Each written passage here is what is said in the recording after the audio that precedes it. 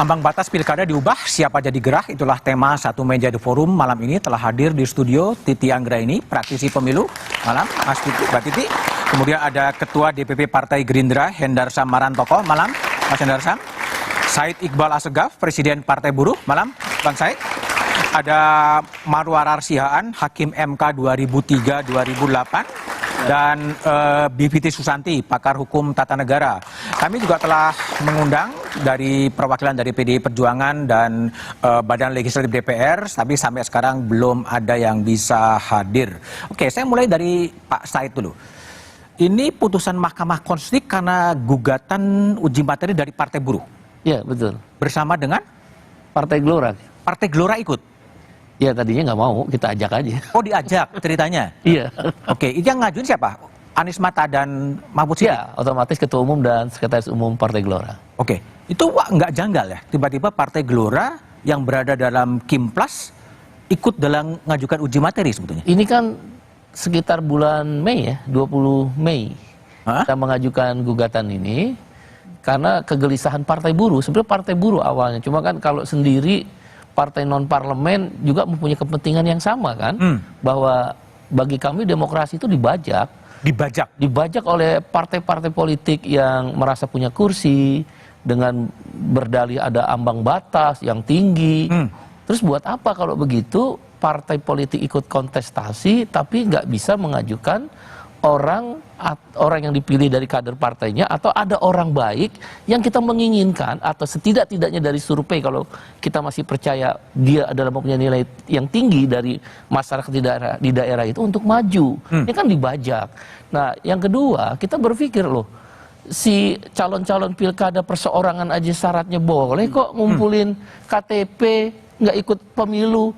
Ini partai politik yang ikut pemilu kok dipersulit dengan syarat 20% kursi atau 25% dari suara. Unfair dong. Nah, maka kami satu-satu cara kan menggugat ke Mahkamah Konstitusi. Jadi dasarnya adalah bukan tentang Anies, tentang siapa. Dasar tentang demokrasi yang dibajak. Demokrasi yang tidak berkeadilan.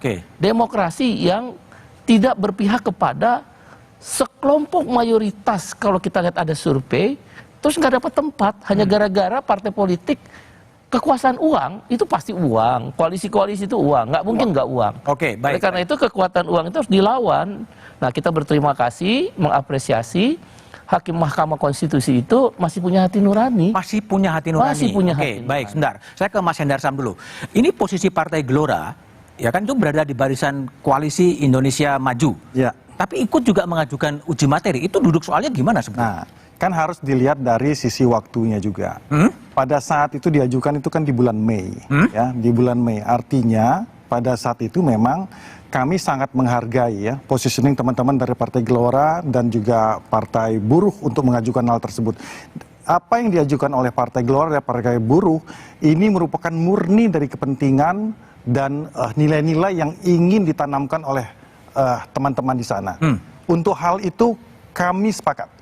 Kami sepakat. Nah, kita harus dudukan dulu esensinya bahwa gugatan ini atau permohonan ini diajukan adalah untuk kepentingan pilkada, kader-kader ya dan suara-suara dari Partai Buruh dan Partai Gelora yang non parlemen ini supaya bisa diakomodir. Kemudian itu kan diakomodir kan dalam putusan MK nomor 30. Tapi kami melihat dan saya melihat ya selalu ini kan ujung-ujungnya ditunggangi gitu loh. Ditunggangi? Ditunggangi. Oleh? Ya, oleh MK itu sendiri. MK menunggangi siapa? Nah, saya akan lihat. Harus dilihat dulu dari permohonan yang diajukan oleh Partai Gelora dan Partai Buruh. Ingin membatalkan, ya kan, pasal 40 ya kan Undang-Undang Pilkada tersebut. Ya, sehingga tidak mempunyai kekuatan yang tetap seperti itu. Sebatas itu. Yang harus diingat bahwa MK adalah sebagai negatif legislator. Negatif legislator. Yes. Ya seperti itu. Tapi ternyata tidak.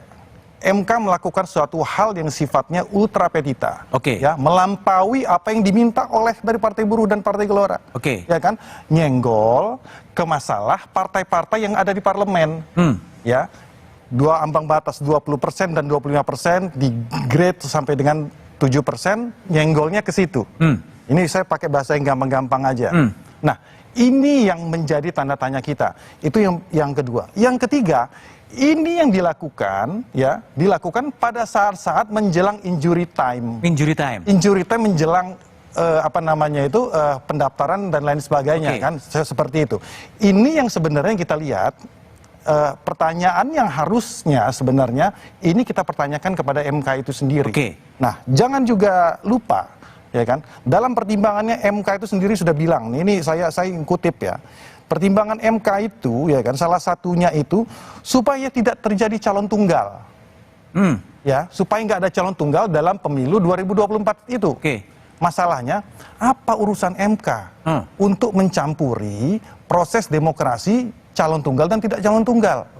Ini norma ya. Itu yang disebutkan ditunggangi tadi ya? Ditunggangi tadi, ditambahkan itu di situ. Apa urusannya? Karena itu bukan urusan MK untuk mencampuri, karena undang-undang itu sudah jelas. Undang-undang itu sudah jelas bahwa mau ada kota kosong, mau atau tidak, di pemilu-pemilu sebelumnya sudah ada kok. Dan boleh juga? Dan boleh juga. Semalam ini diam-diam aja. Tidak ada masalah tentang masalah itu. Oke, baik.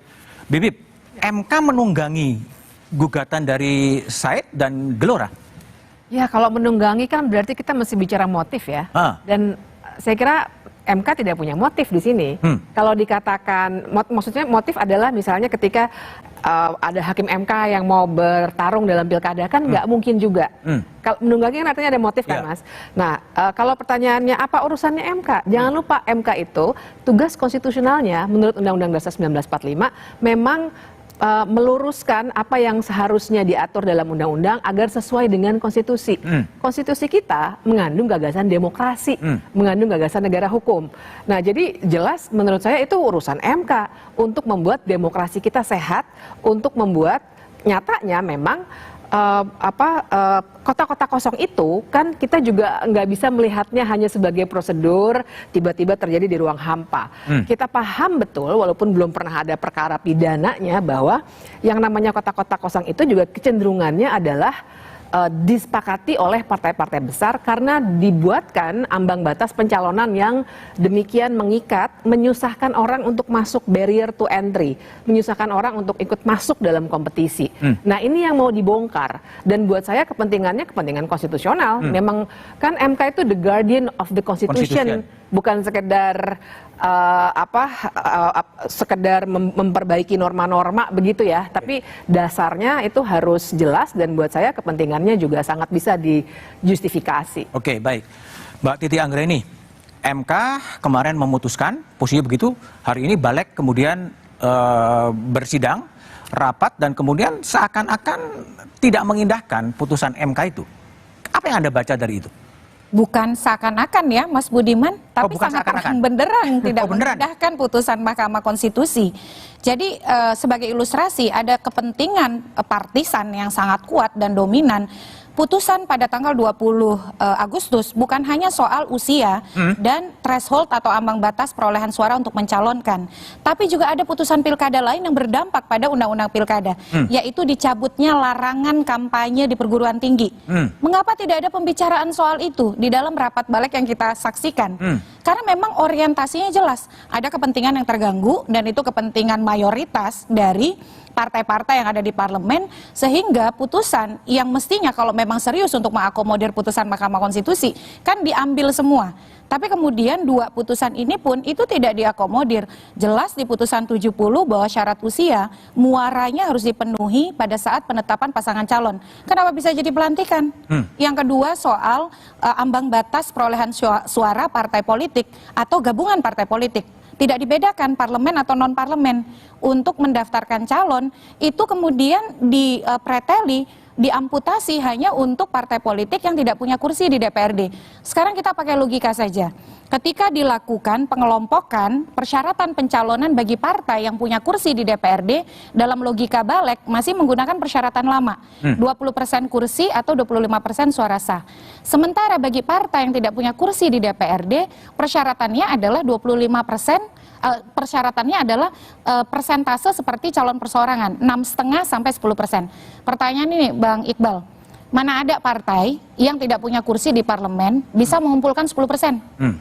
Yang hanya bisa berkoalisi di antara mereka. Nah itu kan kemudian menandakan bahwa intensi untuk tidak melaksanakan putusan MK sangat terlihat. Nah, apakah MK bisa memutus di luar petitum? Kami sering mendapati putusan seperti itu. Karena di setiap kita menulis petitum ada pernyataan, jika mahkamah memutuskan lain, mohon putusan yang seadil-adilnya. Keadilan. Ex aequo et bono. Itu yang pertama. Yang kedua, partai parlemen pernah merasakan putusan yang ultra petita dan itu diimplementasikan dengan senang hati. Contohnya apa? Soal syarat usia yang dimintakan yang ternyata kan berbeda, ada parameter yang berbeda dari petitum.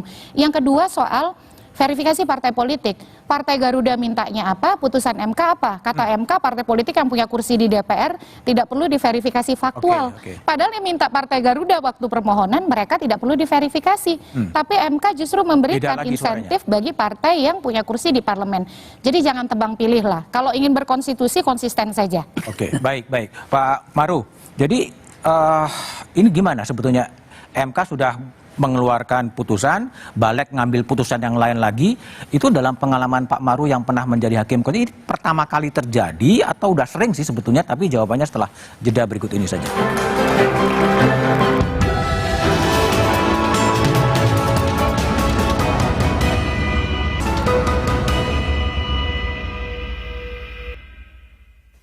Terima kasih.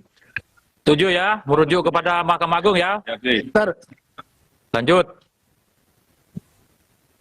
Pimpinan ini setuju atas apa ini pimpinan? Yang pilihan MK, Mahkamah Agung putusan kan ada 2 putusan pengadilan.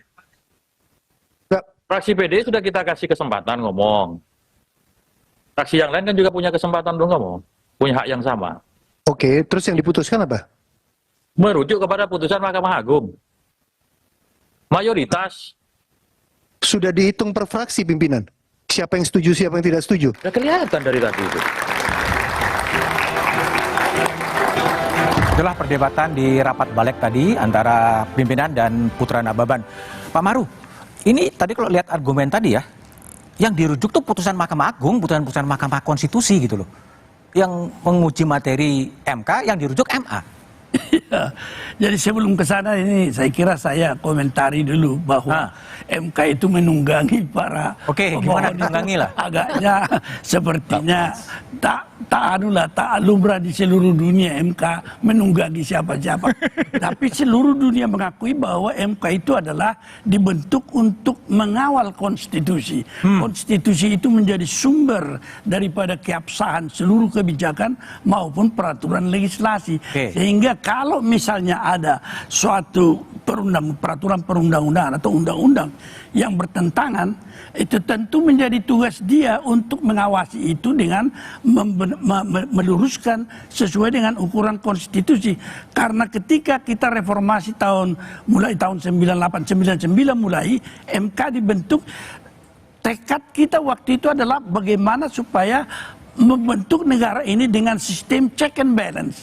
Jadi kalau misalnya pembuat undang-undang membuat undang-undang, maka tugas MK diberikan dengan memberi kedaulatan kepada rakyat, membawa kalau ada masalah yang benar-benar bertentangan dengan konstitusi. Itulah dia mencek kekuasaan itu. Tetapi kalau misalnya dikatakan menunggangi, ya tidaklah.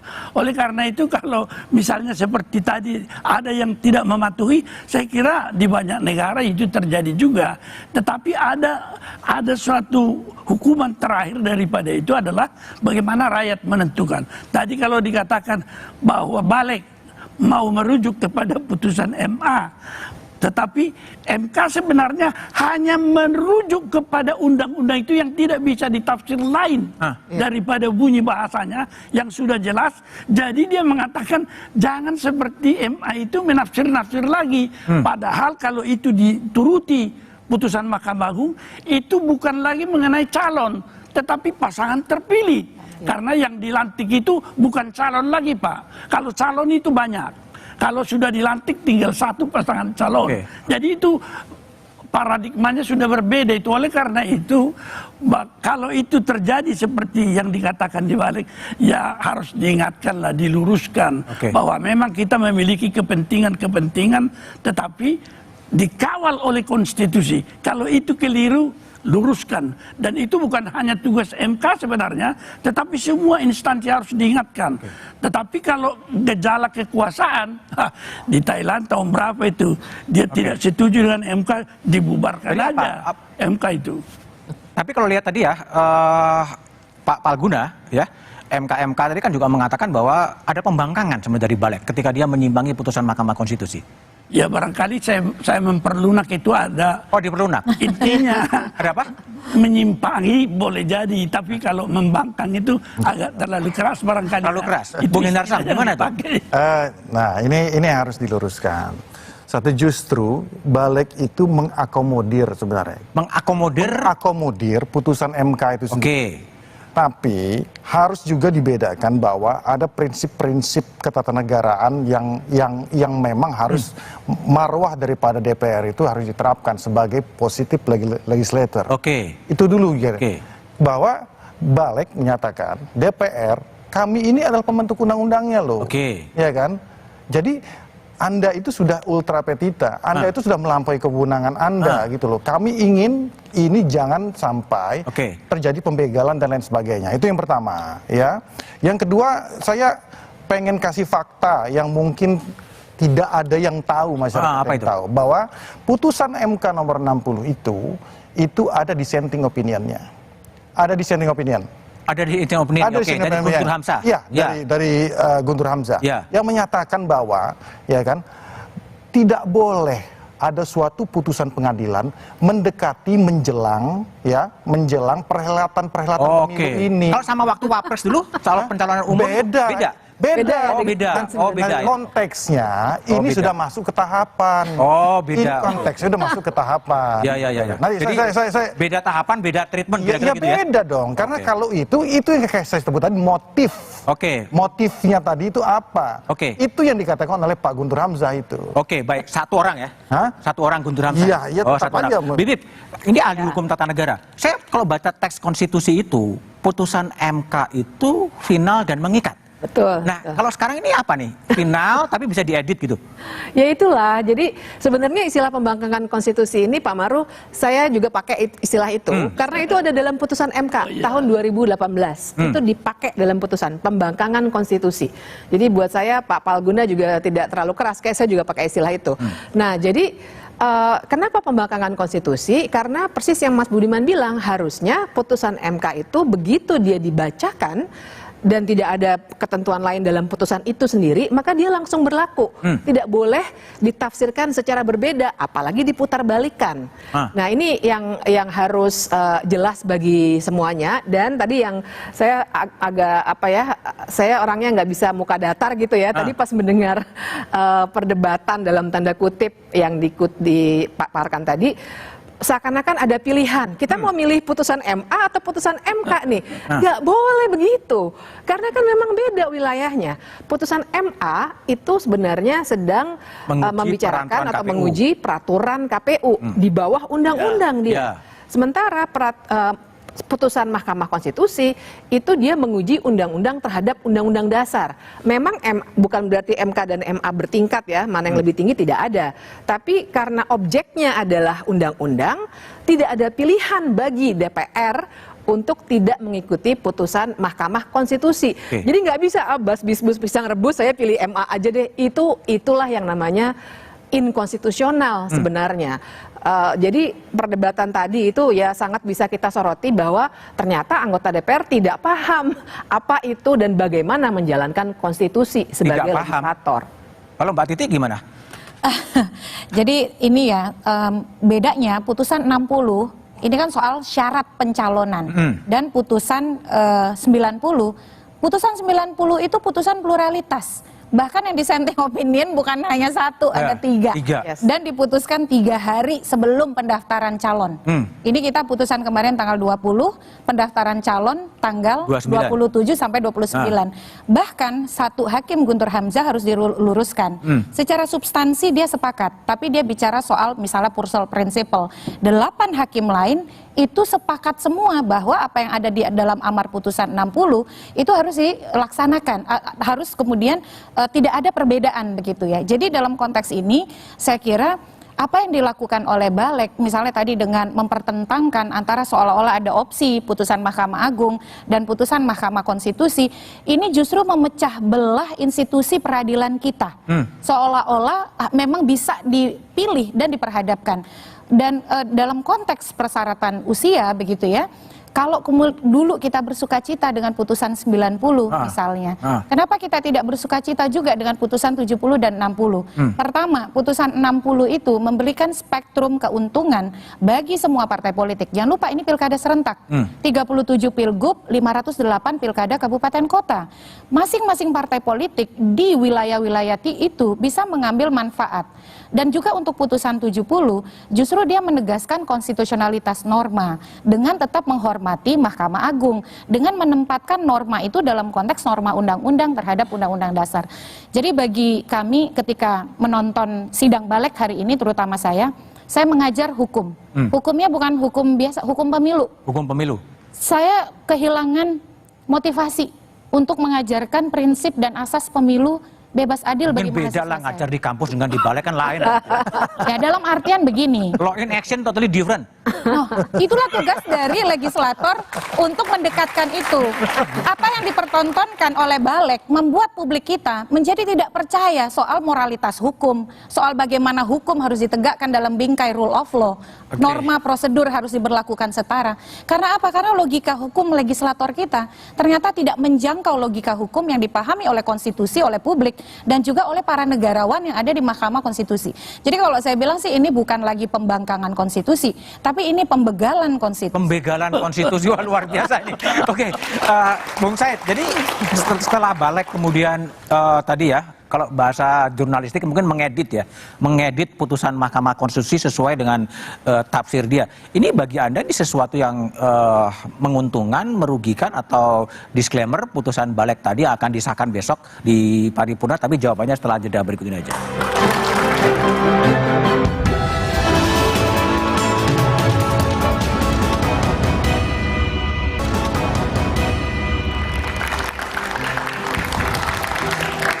Oke, masih bersama saya Budiman Tanurjo di Satu Meja The Forum. Said Iqbal, gimana Anda memandang tadi rapat Balik yang seakan-akan mengubah putusan dari Mahkamah Konstitusi? Gimana Anda lihat? Penakut. Hah? Penakut. Yang takut siapa Anda? Dia. Mereka itu yang jadi Balik. Siapa yang takut? Penakut Balik itu. Ngapain dia ngurusin tafsir terhadap keputusan MK? Hah? Kalau emang berani, udah ikutin aja keputusan MK. Kok nanti yang memilih Dia rakyat? takut ke siapa? Hah? Takut ke siapa? Ketakutan kalah. Ketakutan kalah? Iyalah. Ini kan kalau nggak ada kasus Anies, mungkin dia lancar-lancar aja. Itu kan bukannya untuk Anies, banyak juga yang lain. Iya, tapi mereka takut sekali dengan kemenangan Anies. Itu kan yang kita jadi rasakan di masyarakat ya. Yang berbagai cara akhirnya menjegal seseorang yang kalau kita masih percaya dengan lembaga survei dipilih oleh rakyat. Tapi partai politik ini tidak menginginkan orang ini. Kan ini demokrasi yang dibajak, penakut. Kalau memang Anda mengagungkan demokrasi sebagai sebuah konsensus kita bersama dalam bernegara, tertinggi itu adalah suara rakyat. Hukum tertinggi adalah keadilan. Dan bahasa tertinggi di dalam demokrasi adalah memilih dan dipilih. Maka ketika aturan itu membelenggu memilih dan dipilih, kan harus dilawan. Disinilah MK menggunakan hati nuraninya. Apa yang salah kalau dia ditunggangi kayak mau dijadikan alat kayak kalau untuk kebenaran? Apa yang salah? Kalau kita mencari keadilan kemudian atas nama apapun, kemudian kita merasakan keadilan itu, apa yang salah? Kalau memang kamu berani, para partai politik yang merasa besar itu, yang berasa menguasai negeri ini bisa diatur dengan kekuatan mereka dan kekuatan uang, kenapa takut? Ayo mari kita bertarung. Kekuatan uang? Ya pastilah, nggak mungkin koalisi tanpa kekuatan uang. Tanpa janji-janji untuk mendapatkan jabatan. Terus kita diam? No. Kenapa kita harus diam? Walaupun kami partai kecil, partai baru, kami terusik dengan sistem pemilu, sistem demokrasi, yang seolah-olah mereka yang kuasai. Kita harus lawan itu. Oleh karena itu kalau coba-coba mereka melawan rasa keadilan yang telah didapatkan di MK yang secara konstruksi konstitusi dibenarkan, maka mereka berhadapan dengan rakyat. Kita akan demo terus setiap hari. Sampai kekuatan itu menjadi besar, baru mereka sadar bahwa mereka nggak ada apa-apanya. Oke, Kira-kira baik. begitu. Pak Sendarsam, takut Baleknya menurut Said?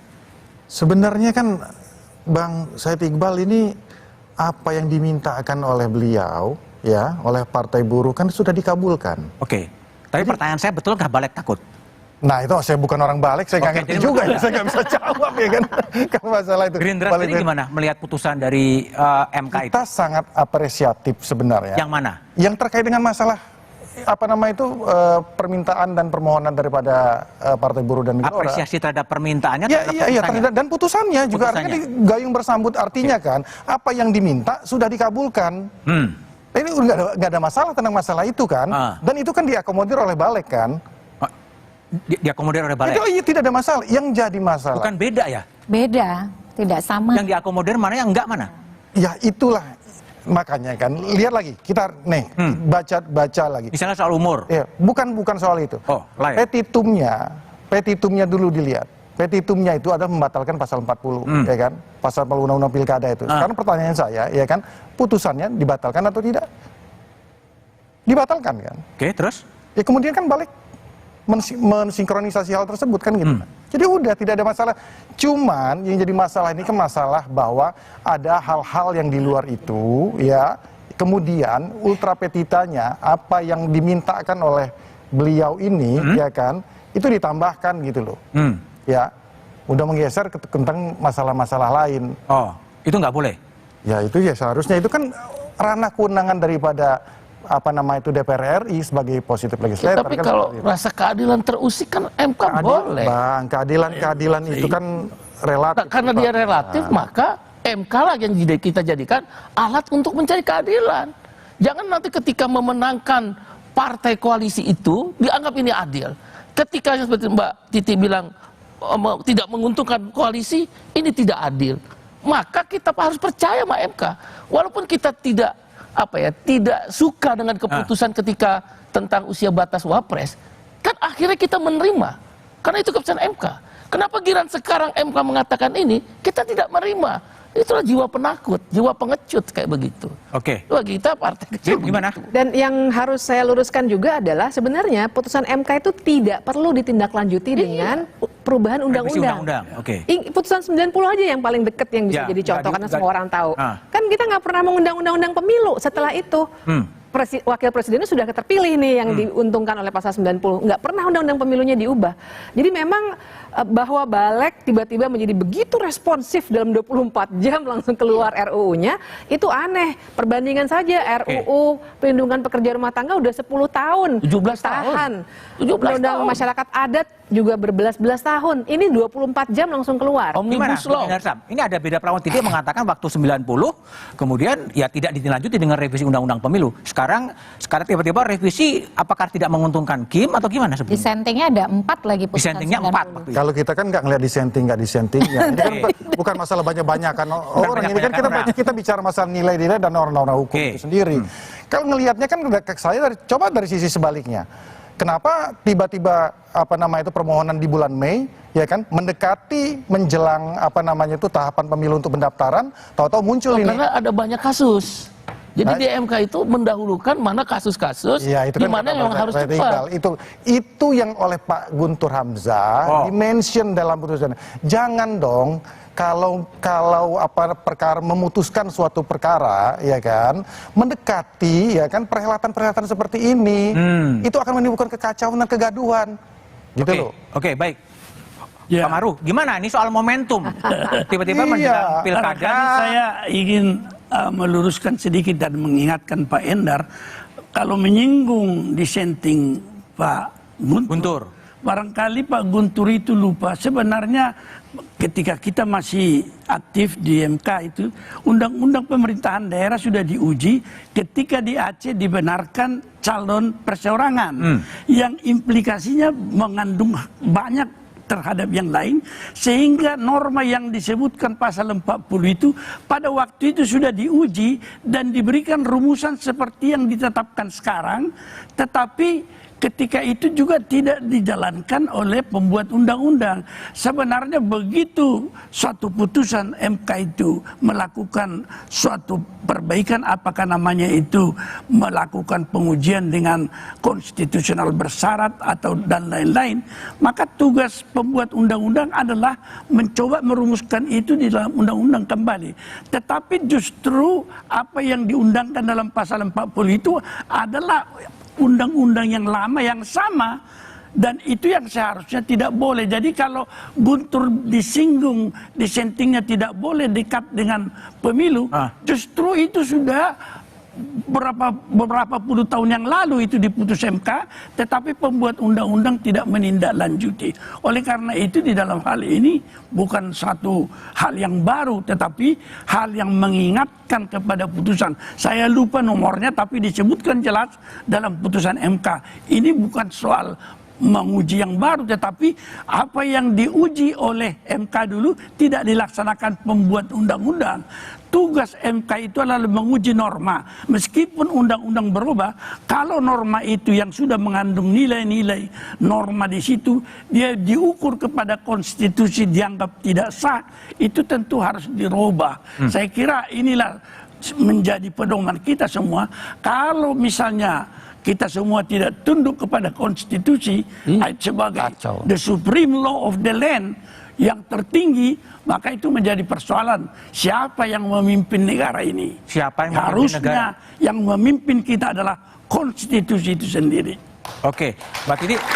Terus kalau dalam posisi tadi Prof. Maru kan mengatakan kalau kita tidak tunduk pada konstitusi, lalu apa dampaknya, kita mau tunduk pada siapa lagi gitu loh. Nah itu yang jadi pertanyaan, tapi jawabannya setelah jeda berikut ini.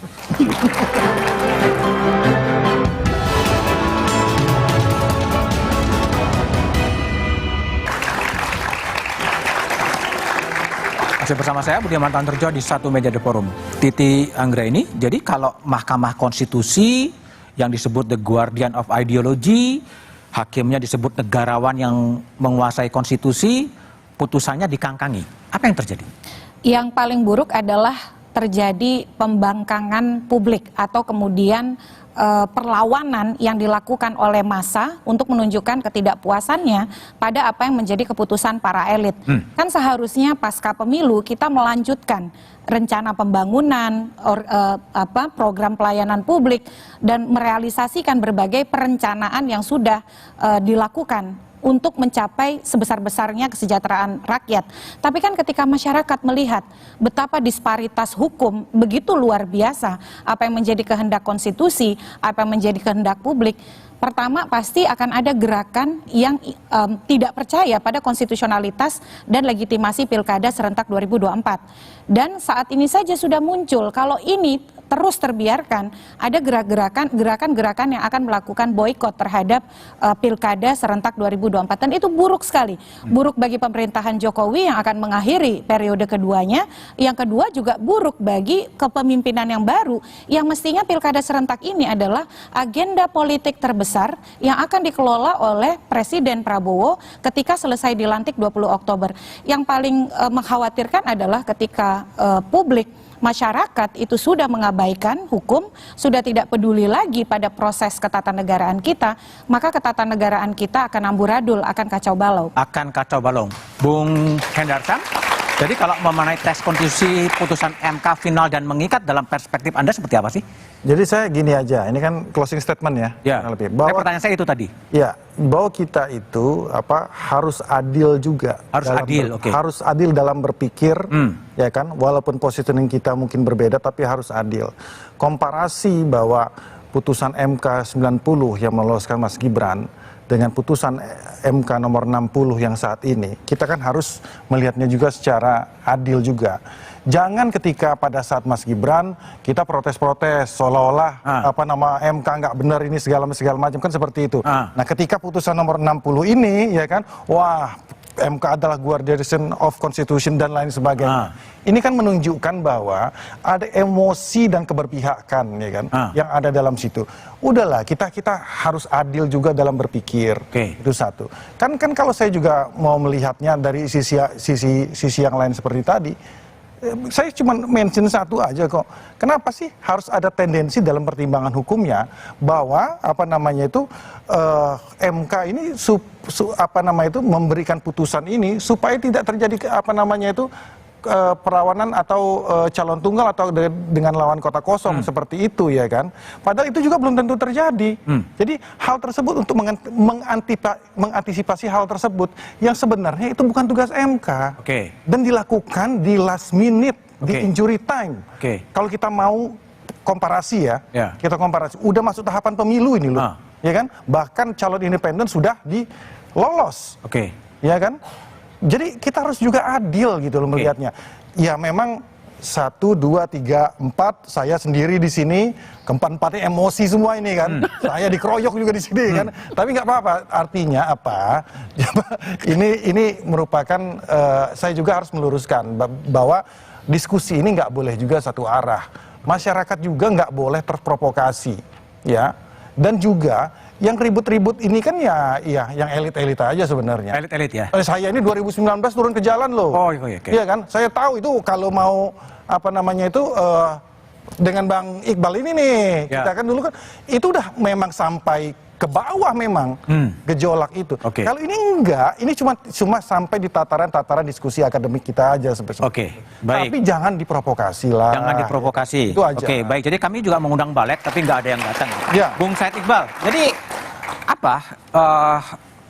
apa sikap Anda setelah kemudian MK kemudian diedit oleh oleh Balek, dikangkangi oleh Balek? Terus mau ngapain Partai Buruh? Demo. Iya. Demo di mana? Di DPR lah. Hah? Di DPR. Besok kita demo. Lusa kita demo. Masih enggak kita demo. Kalau perlu dudukin KPU, bikin KPKPU. Udah. Kadang-kadang kita kehilangan akal sehat ketika rasa keadilan itu kita percaya kepada MK tadi Pak Maru bilang adalah jalan di mana kita percaya inilah kita menguji sebuah konstitusi itu benar atau tidak. Jadi nggak bisa ini boleh ini tidak. Ya udah keputusan ya keputusan gitu loh. Jadi oleh karena itu akal sehat hilang ya digunakanlah cara-cara yang dibenarkan juga oleh konstitusi. Demo kan boleh. Lama-lama ntar kan rakyat juga janganlah. Saya rasa Pak Presiden Prabowo kasihan juga posisinya nanti itu. Balek jangan mempersulit Pak Presiden Prabowo. Saya tahu beliau itu orang sangat moderat banget itu, demokratis. Jangan mempersulit keadaan. Padahal waktu tinggal sedikit. Makanya kalau kamu berani, ngapain sih takut dengan putusan MK? Gak ada yang salah kok. Kamu tetap boleh maju dengan pilihanmu, kamu boleh koalisi, tapi kata MK, di sini juga boleh dong. Kalau kamu boleh berkoalisi, kamu punya uang, kamu punya sumber daya, kamu punya kekuasaan, kata si MK, ya di sini juga yang misal kayak calon kami Hanok nggak punya uang, gara-gara nggak punya uang dia nggak bisa cari partner partai koalisi. Padahal orang baik, kepala suku di Paniai sana. Misal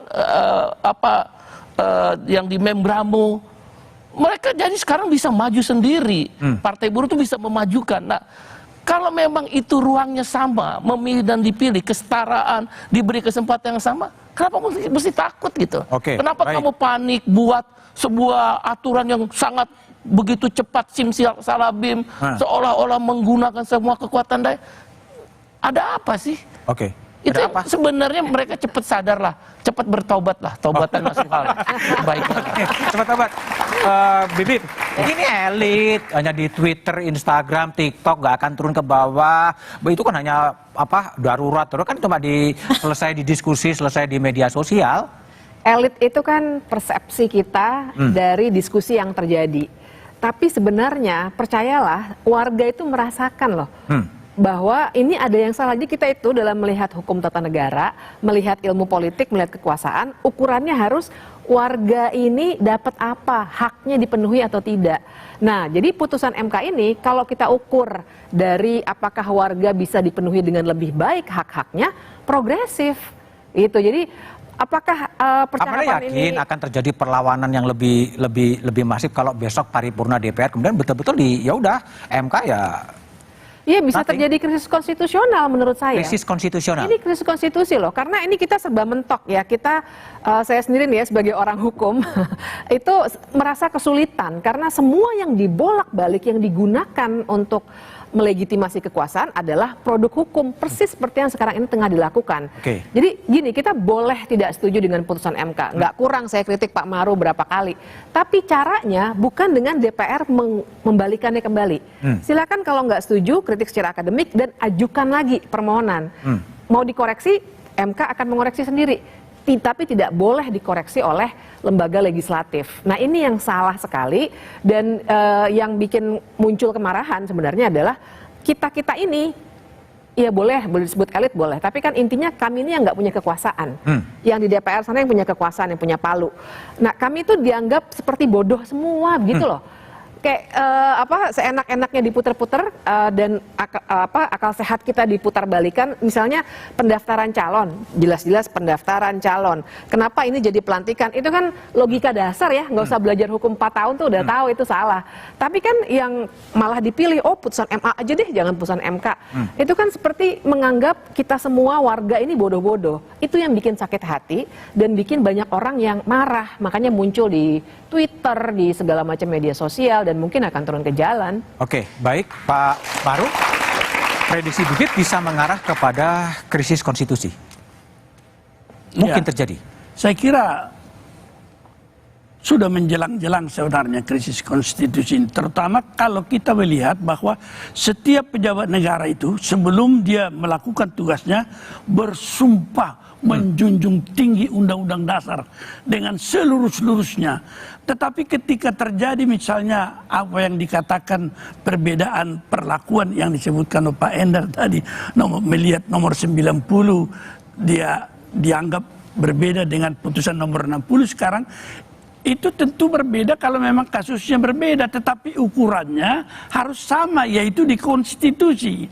Kalau ada misalnya suatu sikap hendak menyampingkan apa yang dikatakan prinsip demokrasi, maka tugas MK harus mengembalikan demokrasi itu kalau itu tersumbat di aturan-aturan, dan itulah menjadi tugasnya. Dan kalau mereka yang sudah menjabat dan menduduki jabatan itu melakukan sumpahnya, dia juga harus setia terhadap sumpah itu, termasuk tadi bahwa Undang-Undang Dasar 45 adalah hukum yang tertinggi yang harus dipatuhi. Jangan misalnya kita hanya melihat rakyat di pengadilan, kalau menjadi saksi disumpah, kalau salah sumpahnya dia menjelaskan tidak benar, diancam atau dihukum 7 tahun atau 9 tahun penjara.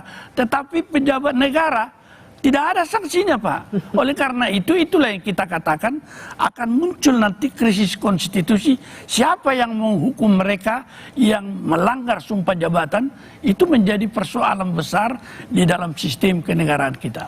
Nah, oke, itu yang dimaksud sebagai, tapi pendek aja. Kalau udah terjadi sengketa antar lembaga negara, DPR, MA, MK, terus siapa yang mau nyelesain?